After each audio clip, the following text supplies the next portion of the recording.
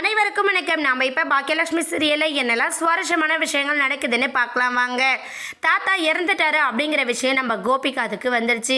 கோபி ரொம்பவே மனசொலைஞ்சு போயிடுறாங்க. காரணம் என்னன்னு பார்த்தா, நம்ம அப்பா எப்போவுமே நமக்கு சப்போர்ட் பண்ணது கிடையாது. ஆனால் கடைசி நேரம் வரையும் நம்மளை மன்னிக்காமையே போயிட்டாரே, நம்ம ரொம்ப பெரிய குற்றத்துக்கு ஆளாயிட்டோமோ அப்படின்னு சொல்லிட்டு ரொம்ப பயத்தோடையும் ஒரு ஃபீலிங்கோடையும் கோபி அங்கேருந்து கிளம்புறாங்க அவங்க அப்பாவை பார்க்கறதுக்காக.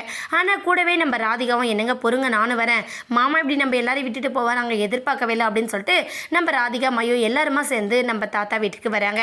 வந்ததுமே கோபி ஓன்னு ஆள ஆரம்பிச்சிடாங்க. அம்மா அப்பா இப்படி நம்ம எல்லாரையும் விட்டுட்டு போயிட்டாங்களே, இதை நான் எதிர்பார்க்காத ஒரு விஷயம் அப்படின்னு சொல்லிட்டு ரொம்ப ஃபீல் பண்ணி அழுதுகிட்டு இருக்காரு கோபி.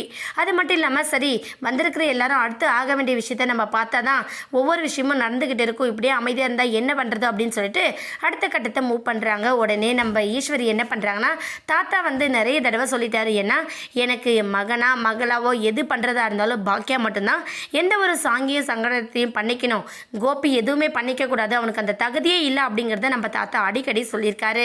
இதனால் நம்ம கோபி ஒரு பக்கம் என்ன பண்ணுறாருன்னா, என் அப்பாவுக்கு பண்ண வேண்டிய சம்பிரதாயத்தை எல்லாத்தையும் நான் தான் பண்ணுவேன் அப்படின்னு சொல்லிட்டு நம்ம கோபி ஒரு பக்கம் நிற்கிறாங்க. ஒரு பக்கம் நம்ம எழில் செழியெல்லாம் என்ன பண்ணுறாங்கன்னா, தாத்தாவோட ஆசையை எப்பவுமே அம்மா தான் இருக்கணும்னு நினைக்கிறாரு, நம்ம அம்மா தானே பண்ண சொல்லணும் அப்படிங்கிற மாதிரி அவங்க எல்லாரும் ஒரு பக்கம் அவங்க அம்மா பக்கம் நிற்கிறாங்க. நம்ம ஈஸ்வரி என்ன பண்ணுறது, ஐயோ ஒரு பக்கம் நம்ம மருமக தான் நம்மளை தாங்குன்னு தாங்கிக்கிட்டு இருக்கா, அவரோட ஆசையும் அதுதான், மருமக பக்கம் நிற்கிறதா நம்ம அப்படி நின்றுட்டோம் அப்படின்னா கோபி ஏற்கனவே தனியாக மரமாக நின்றுட்டான், அவனை இப்பயும் சேர்த்துக்கலன்னா எப்படி அப்படிங்கிற ஒரு மனக்குழப்பத்தில் நம்ம ஈஸ்வரி இருக்கிறாங்க.